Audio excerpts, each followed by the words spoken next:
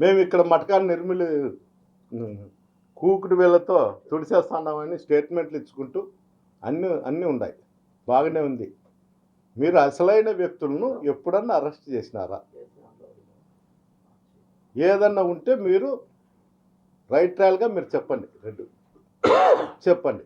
ఇంకోటి మీరేం చేస్తున్నారు, ఏంటికైనా సిద్ధము అని చెప్తున్నారు. నీ పౌరుషము, నీ కథ, నీ కుటుంబము, నీ కథ ఉంటే నువ్వు ఈసారి గ్రీవెన్స్లో ఎస్పీ గారికి వచ్చి లెటర్ నువ్వే డేట్ చెప్పు.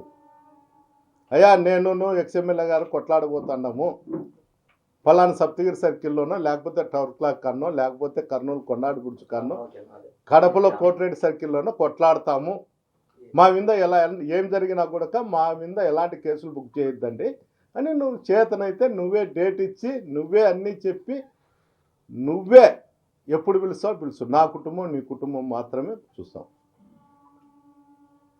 ఎందుకు దినాం నువ్వు చెప్పేది ఏందో నువ్వు పెద్ద పాలిగాని అనుకోనో, లేకపోతే ఈ రాష్ట్రంలో నిన్ను పెద్ద హీరో చూడాలనుకోనో ఇవన్నీ మాట్లాడుతాడా.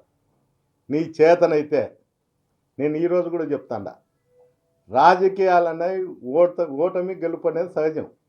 నువ్వు కక్ష సాధింపుకో, నువ్వు ఏదో చేస్తా, పౌరుషము పుట్టగోసి అని చెప్తాండావు. నీ పౌరుషం ఏదన్నా ఉంటే నేను ఇప్పుడు కూడా చెప్పిన, Kadapa, Kurnool, Anantapur, Saptagiri circle, tower clock, కొండాడి పురుష, కోటిరెడ్డి సర్కిల్ ఎప్పుడు ఏడగొట్లాడదాము కొట్లాడు. నీ కుటుంబం, నీ కొడుకు, నువ్వు, మీ అన్న కొడుకు, మీరు ముగ్గురు రాండి. మా